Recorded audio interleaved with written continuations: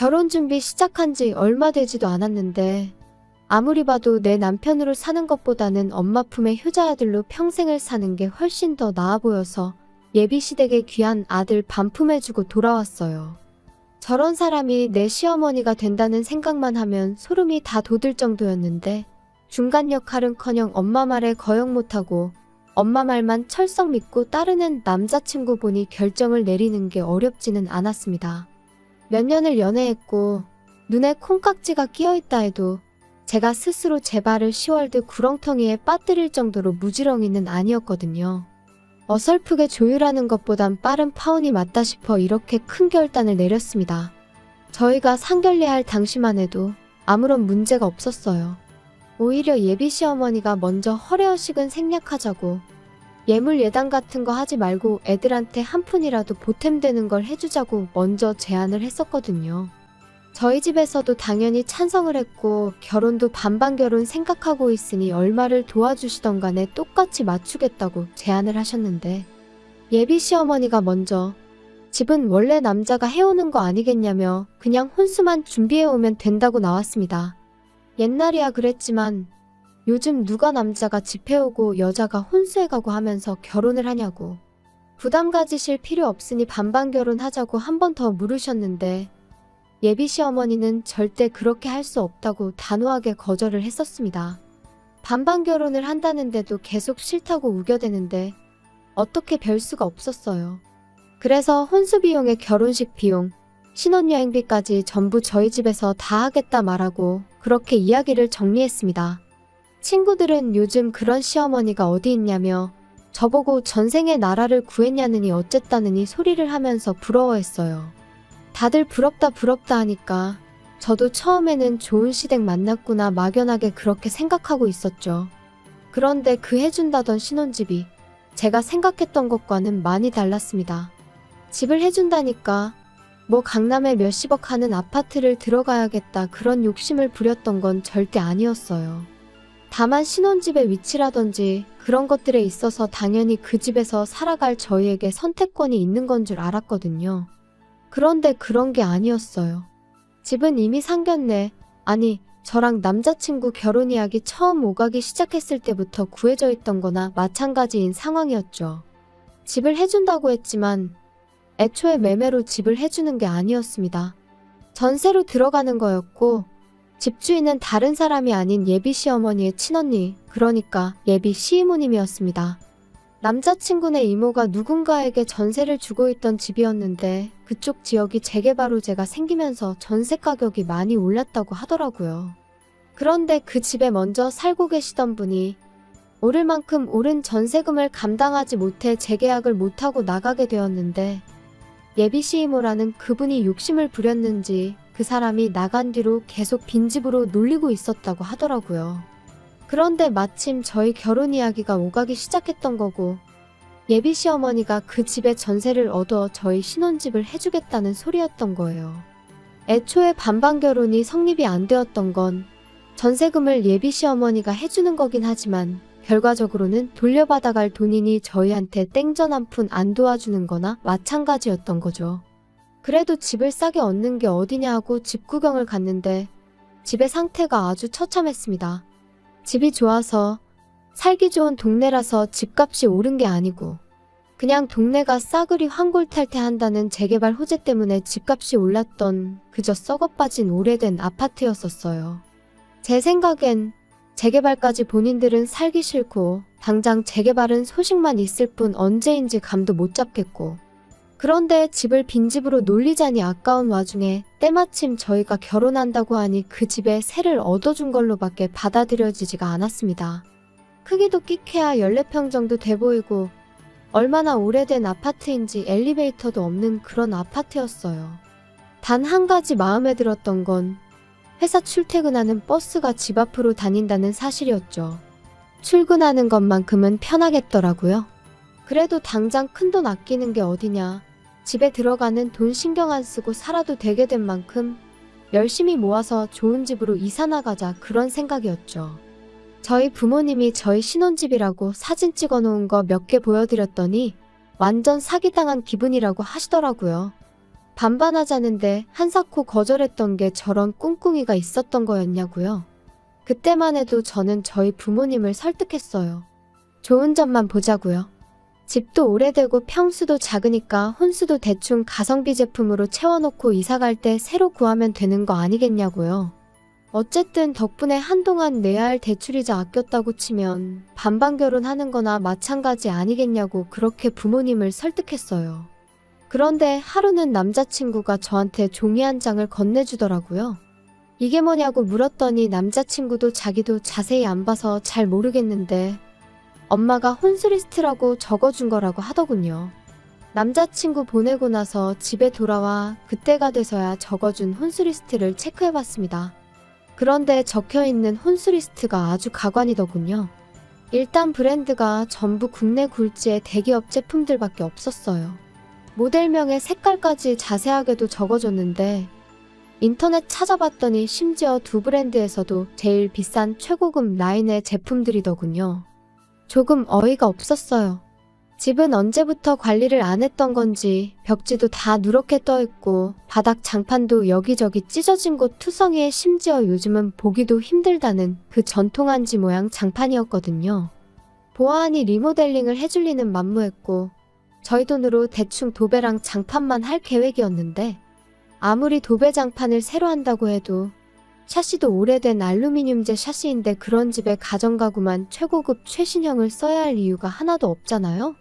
가정가구가 최고급 최신형이라고 썩은 집이 좋은 집이 되는 건 아니니까요. 어차피 열심히 모아서 이사갈 계획이 있긴 했지만 그때 가서 좋은 가전 좋은 가구 맞춰서 놓고 싶지 미리 사둔다고 생각하는 건 방법 축에도 들지 못했죠. 그때 가면 또 그때 돼서 최신형 최고급 제품이 따로 있을 텐데 미리부터 사서 썩은 집에 가정가구 모셔두는 게 무슨 의미가 있었겠나요? 끝까지 읽어보니 별게 다 들어가 있더라고요.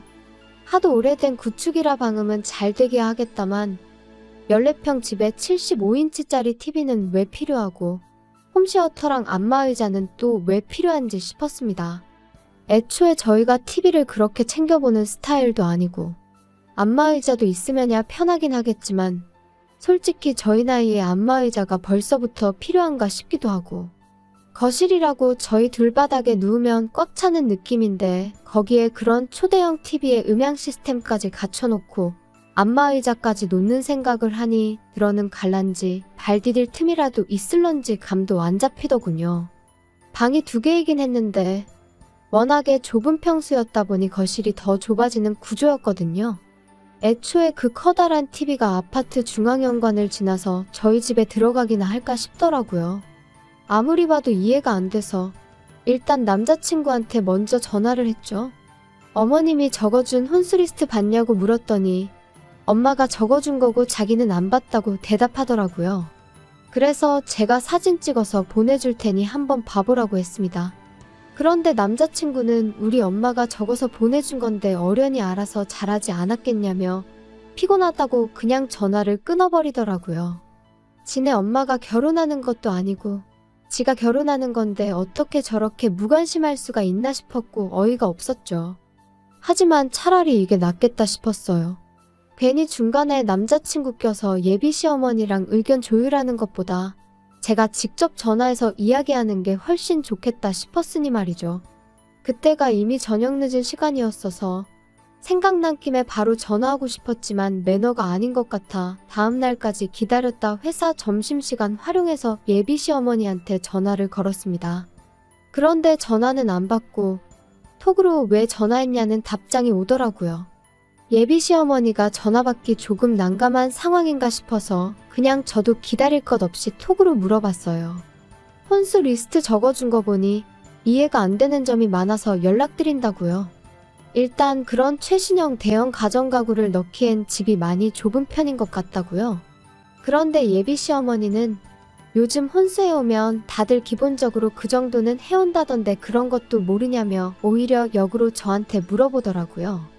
저는 그저 혼수는 집에 맞게 무리하지 않는 편에서 제가 알아서 정하고 싶다고 그래서 물어본 거라고 대답했는데 예비 시어머니는 얼마짜리 집을 해주는데 그까짓 혼수 얼마나 된다고 그것도 못 해오겠다고 이러느냐고 말하더군요. 제가 못 해가겠다고 하는 소리가 아니라 집에 안 어울려서 그러는 거라고 다시 설명을 했지만 남들 다 해가는 만큼만 적은 거니 앓는 소리 하지 말고 하나도 빠짐없이 다 하라고 하더라고요. 그 이후에는 톡을 보내도 읽고 무시하는 식이었어요. 곰곰이 생각해봐도 이건 아니다 싶더라고요. 솔직히 막말로 집도 말이 해준다는 거지. 남의 집 빌려다가 당분간 저희들 살게 해주는 거잖아요. 저희 사는 중에 만에 하나 재개발이 시작되면 뭐 분양권을 저희한테 넘겨줄 것도 아니고 그렇다고 저희 앞으로 그 돈을 주기로 한 것도 아닌데 사실상 동거래는 예비 시어머니와 한가족인 예비 시이모님 두 분 사이에만 오간 거지 제가 땡전 한 푼 받은 게 없는 거나 마찬가지였잖아요. 그런데 예비 시어머니 욕심에 집에 어울리지도 않는 혼수를 해오는 것도 말이 안 된다 싶어서 그냥 저도 제 뜻대로 밀어붙이기로 했습니다. 혹시나 또 집 해주는데 어쩌고 하면서 뭐라고 하면 제가 생각한 거 그대로 한마디 되갚아주려고요. 시어머니가 적어놓은 혼수 목록이 대충 계산만 해봐도 5천만 원이 훌쩍 넘었거든요. 제가 인터넷 뒤져가며 이것저것 찾아서 가성비 제품들로 구성해봤더니 그 코딱지만한 집 채우는데 500만 원이면 충분하겠더라고요. 예비 시어머니가 아들 시켜서 저한테 종이 한 장 휙 던져놓고 통보식으로 혼수 목록 줬던 것처럼 저도 똑같이 제가 새로 고친 혼수 목록 톡으로 사진 찍어서 예비 시어머니한테 보냈어요. 톡으로 또 이게 뭐냐고 물어오길래 불편하게 톡으로 하지 말고 전화로 하자고 말했죠. 뭔가 싶었는지 이번에는 전화를 바로 받더라고요. 예비 시어머니는 전화 받자마자 내가 적어준 거에서 뺄 게 뭐가 있다고 그걸 네 맘대로 고치냐며 짜증 섞인 목소리로 말을 꺼냈습니다. 제가 보니 빼고 고치고 할 게 한두 가지가 아니라서 다 고쳤다고 이유도 다 설명드리겠다고 말씀드렸죠.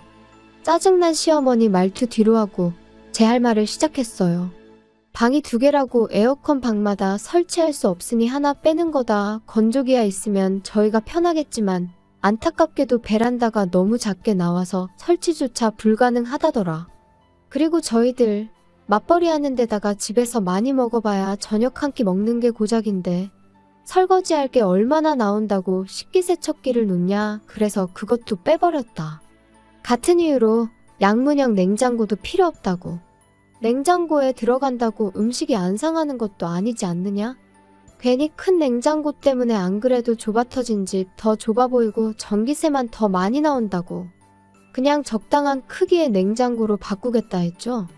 이런 식으로 하나하나 조목조목 이유를 대가며 바꾸는 이유랑 아예 목록에서 제외해버린 이유를 설명하니 예비 시어머니가 아주 잘났다고 벌써부터 돈을 이렇게 아끼는 걸 보니 조만간 부자 되겠다며 빈정거리는 말투로 말을 하더라고요. 하지만 그게 끝이 아니었죠.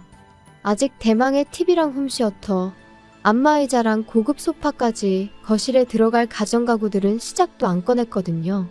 솔직히 이 부분이 제일 거액이었다 보니 꼭 짚고 넘어갈 생각이었어요. 예비 시어머니한테 단도직입적으로 거실에는 테이블 하나랑 좌식의자 2개 정도 놓고 아무것도 놓을 생각 없다고 했습니다. 좁아 터진 집 넓어 보이려면 아무것도 없는 게 최고인 거 모르시냐고. 그리고 집에서 TV 볼 일도 거의 없는데 무슨 TV냐. 그냥 거실에서는 차나 가끔 마시고 휴식하고 싶을 때 쉬는 공간으로 쓸 계획이니 그런 고급 가전제품들은 하나도 필요 없다고 딱 잘라서 말했죠. 예비 시어머니는 TV도 없이 세상 돌아가는 소식은 어떻게 알고 살 거냐고 집에 TV를 안 놓을 생각을 하냐며 뭐라고 하길래 요즘 그런 건 TV 없어도 다 폰으로 보고 컴퓨터로도 볼 수 있는 거 모르시냐 했죠. TV 틀어봐야 재방송밖에 안 해주는 것 같은데 잘 보지도 않는 거 매달 요금 내고 그런 거 신경 쓸 바에 아예 TV 없이 지내보겠다고 말했습니다. 그랬더니 예비 시어머니가 그럼 안마의자랑 TV 그런 것들은 당신 집에 놓을 테니 생략하지 말고 당신 집에 가져다 놓으라고 하더군요. 그래서 제가 지금 무슨 소리를 하시는 거냐 했습니다. 혼수 이야기 하고 있는데 왜 신혼집 가전가구를 어머님 댁에 놓으라고 하냐고 되물었죠.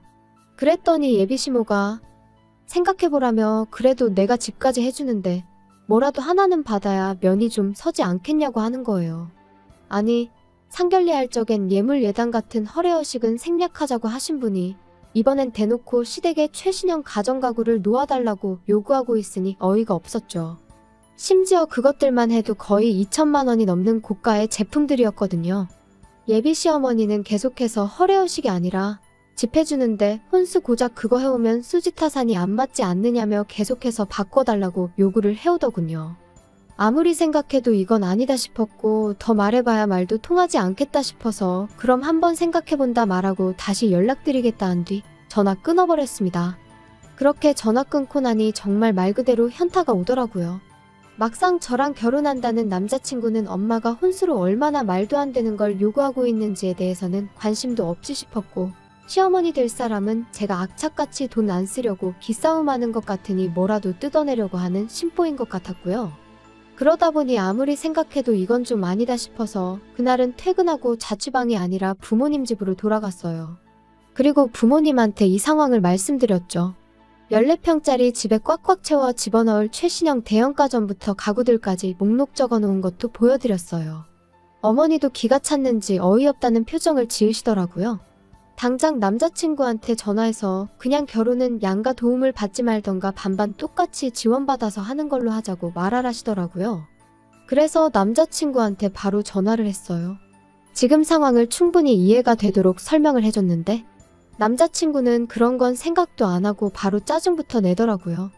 애초에 그럴 거면 해온다고 하질 말았어야지 않는 거 아니냐고요. 그러면서 또 한다는 소리가 엄마랑 이야기해보고 연락 줄 테니까 그렇게 알라고 하는 겁니다. 예비 시어머니만의 문제였다면 저희 부모님이 어떻게든 조율해보려고 도와주셨을 텐데 가만 보니 이건 비단 예비 시모 혼자만의 문제가 아니라 그 아들인 남자친구한테도 문제가 있다는 걸 알게 되었습니다. 저희 부모님도 그 상황을 두 눈으로 목격하시니 엄청 열받아 하셨어요. 어머니가 저한테 예비사돈한테 남자친구가 전화 걸어서 통화 못하기 전에 곧바로 전화 좀 걸어보라고 하더라고요. 남자친구가 예비시어머니한테 전화 거는 걸 미뤘던 건지 예비시어머니가 바로 전화를 받았어요. 바로 전화 받으실 분이 아닌데 생각해보니 제가 시댁가전 바꿔주는 걸 생각해보겠다고 말하고 전화를 끊었었다는 게 생각이 딱 나더라고요. 예비시어머니가 전화를 받는 걸 확인하자마자 저희 어머니께서 핸드폰 바로 뺏어다가 한마디 하셨어요. 이런 식으로 나올 거면 그냥 반반 결혼시키자고요. 예비 시어머니는 어떤 상황인지 곧바로 눈치를 챘던 건지 거기서 오히려 큰 소리를 치더군요. 아니 그럼 애초부터 해온다는 소리를 하지 말았어야 했던 거 아니냐? 그리고 한쪽에서 집 해오면 반대쪽에서는 원하는 대로 혼수해오는 게 당연한 거 아니냐고 하는 겁니다. 그 말 듣자마자 저희 어머니가 다시 전화에다 대고 한 소리 하셨어요. 내가 단칸방 들어가서 월세 사는 한이 있더라도 지금 사는 집 저희 신혼집으로 쓰게 내주겠다고요. 집은 내가 해올 테니 예비사돈이 혼수를 해오는 걸로 하셔라 했습니다. 다 쓰러져가는 14평 쓰레기 아파트 가지고 혼수 5천만 원치 받으려고 했나 본데 우리 집은 당신 언니가 가지고 있다는 그 잘난 집보다 평수도 크고 집값도 훨씬 더 받는 거 알고 계시냐고. 그러니 우리 집 신혼집으로 내주면 아주 리모델링부터 시작해 가정가구에 자동차까지 싹 다 받아내야겠다 했습니다.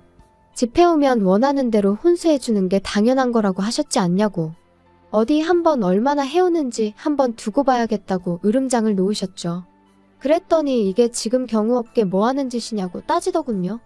예의라고는 눈꼽만치도 없는 행동인 거 알고 그러는 거냐며 큰 소리를 치길래 제가 어머니한테서 전화기를 뺏어다가 예비시모한테 한마디 해줬습니다.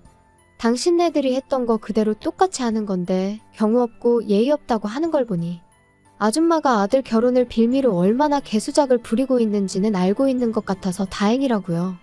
제 말을 듣고는 언성을 높이며 너는 시어머니가 아주 우습게 보이냐고 아주 시집 오면 버르장머리를 개조해줘야겠다고 겁을 주더라고요. 그래서 저도 한마디 해줬습니다. 아줌마 정신 차리라고요. 아직도 내가 결혼하고 싶어서 이러는 건 줄 아냐고 파혼하자고 하는 소린데 눈치 좀 챙기라고 한마디 해줬어요. 예비 시어머니가 저보고 말 다 했냐 그러길래 뭐 더 듣고 싶은 말 있으시냐고 한 번 더 듣고 싶으면 말만 하라고 했어요. 몇 번이고 더 해줄 수 있다고 말이죠. 그렇게 파혼하고 나니까 여태까지 결혼에 관심도 없어 보이고 엄마 말 거역하지 말라던 남자친구가 찾아와서는 한 번만 기회를 달라고 제 앞에 싹싹 빌더라고요. 그런데 그 모습이 전혀 신뢰가 가지 않았어요. 엄마한테 무슨 말이라도 듣고 찾아온 건 아닌가 싶더라니까요. 이모네 집 세입자 못 구할 것 같아서 저러나 혼수로 모티브라도 하나 바꾸는 걸로 줄여보겠다 하려나 싶었어요. 그때 딱 느꼈죠. 결혼을 하겠다고 정하긴 했지만 이 사람이 없으면 못 살겠다 싶을 만큼 깊이 사랑했던 건 아니란걸요. 애초에 저는 이미 혼수리스트랍시고 남자친구한테서 종이 한 장 건네받았을 때부터 결혼할 마음이 싹 달아났던 것 같아요. 남자친구한테 내 마음 돌릴 생각 없다고, 파혼의 이유가 당신 어머니한테만 있는 건 아니니 너무 엄마 탓은 하지 말라고 한마디 해줬네요. 애초에 너가 나랑 결혼하고 싶었으면 나랑 너네 엄마랑 저렇게 개싸움 나게 두지는 않았을 거 아니겠냐고 하니 아무 말도 못하고 돌아가더군요. 한편으로는 거액의 혼수 목록을 받았을 때 그때 차라리 후련하게 정리해버렸다면 이렇게 마무리가 더럽지는 않았을까 싶은 생각이 들 때도 있습니다. 하지만 여전히 그거 하나만큼은 확실하네요. 꼴 같지 않은 집구석에 주제 파악시켜주고 내 하고 싶은 말 속 시원하게 다 내뱉어낸 거, 그 덕에 제 속은 후련해졌고 아무 미련 없이 끝낼 수 있었다는 거 말이에요.